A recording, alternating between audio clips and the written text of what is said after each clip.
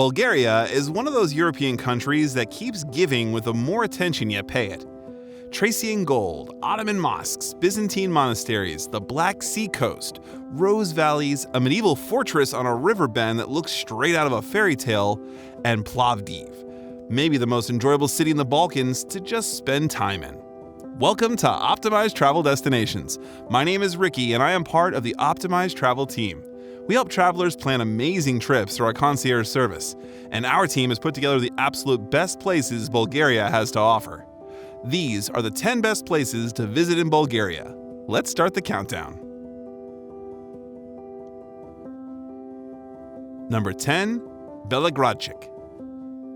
Belogradchik sits in the Balkan foothills of Vidin province in the northwest, about 3 hours from Sofia by car. There's a fortress built right inside a cluster of giant red sandstone rocks, and over the centuries, the rock and the walls have grown together so completely you can't tell where the geology ends and the fortress begins. The rocks themselves are the real star here, some 200 meters high, shaped into towers that the builders simply worked in. Take it slowly though, because light changes everything.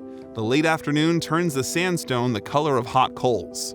The little town below is quiet, so think of it as a long day trip from Sofia or a couple of nights to explore the area properly. Number 9. Melnik. Melnik sits in the Struma Valley in the Pirin foothills of the southwest, about 3 hours from Sofia near the Greek border. Melnik is the smallest town in Bulgaria, in a valley ringed by white pyramid-shaped rocks, eroded clay pillars straight out of the Cappadocia.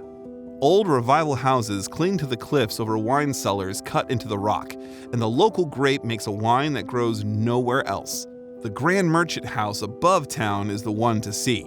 Rooms cantilevered over the valley before you go down into the cool dark of its cellar.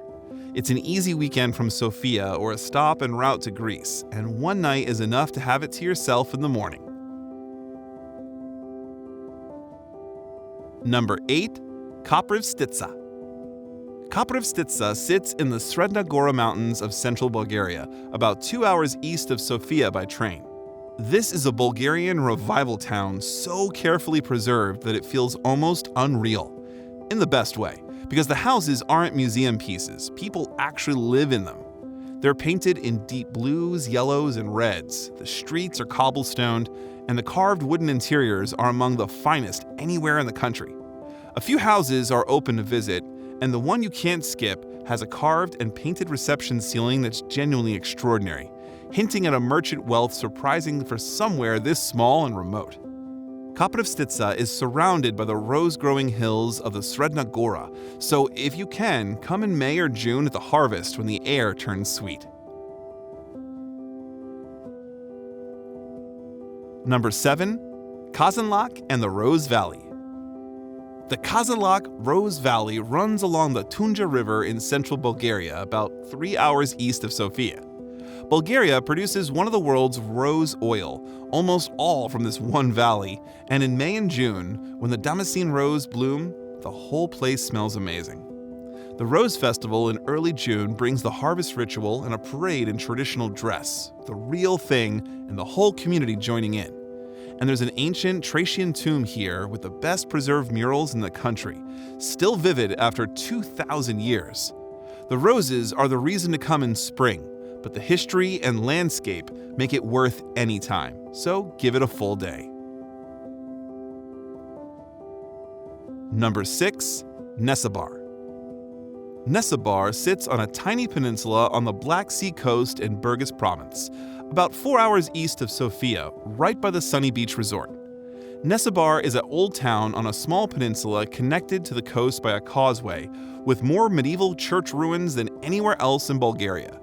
The magic comes in the evening. Once the day trippers head back to their hotels and the lanes go almost private, the ruined churches open to the sky, the Black Sea glinting between buildings, and the light warm on old stone. People have lived here for 3,000 years, and you read the layers as you walk. Tracian walls, Byzantine churches, Ottoman houses. The most photogenic church keeps its ornate facade, though the rest is open to the sky. Stay a night in the old town itself, not the resort strip. The early morning before the buses arrive feels completely your own.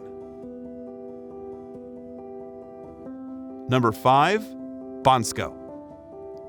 Bansko sits at the foot of the Pirene Mountains in the southwest, about 2.5 hours south of Sofia by car. Bansko somehow works as a ski resort and is something completely different at the same time. The old stone town has barely changed in 200 years, yet the lift up the Pirene slopes is a 20-minute walkway. Above the town, the Pirene National Park is extraordinary in summer. It's all alpine lakes and granite peaks, and the hiking up from Bansko is superb, with none of the ski crowds. Come in winter for the skiing and firelit mahanas, or July for the hiking and wildflower meadows. Both right, I'd give it 2 or 3 nights. Number 4. Rila Monastery. Rila Monastery sits deep in a mountain valley in Rila National Park, about 2 hours south of Sofia by car. Rila is the spiritual heart of Bulgaria, and the moment you step into the courtyard, you get why. The striped arches, painted facades, and 4 stories of arcades are an overwhelming amount of art in one place, 1,000 years old. The main church is where it peaks, the Last Judgment across the western wall, a gold iconostasis, deep Byzantine color everywhere. And it's still a working monastery with monks living here, and services at dawn and dusk, so the quiet is real. Stay a full day, and if you can, sleep in the guest house to get the courtyard at dawn.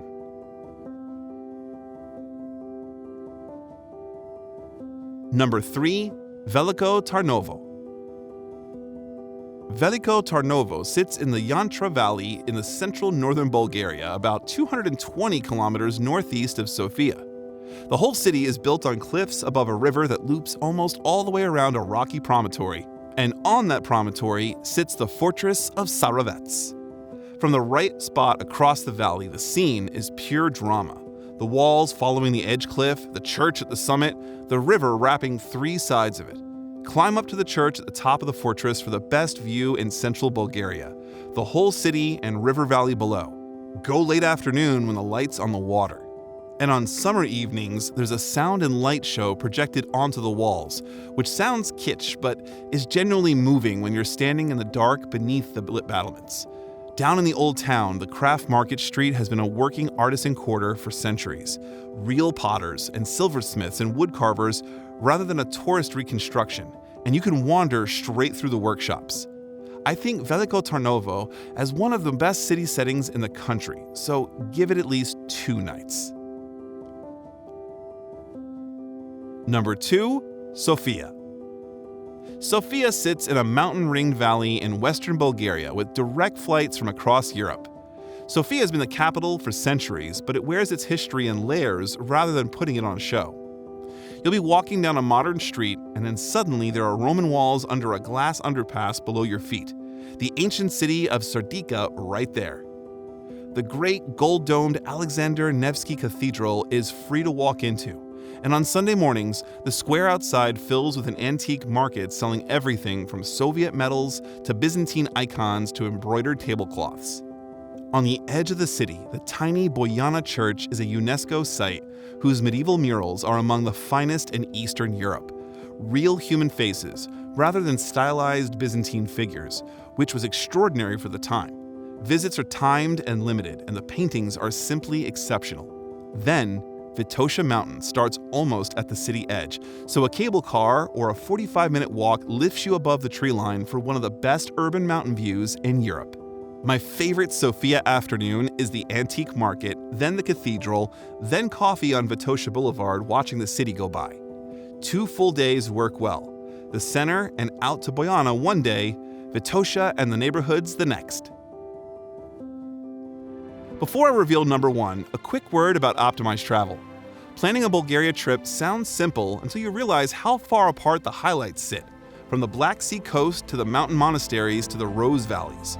Getting the routing right and knowing which places deserve an overnight rather than a quick stop makes an enormous difference. And that's what our concierge team is here for. So head to optimizetravel.com or click the link in the description.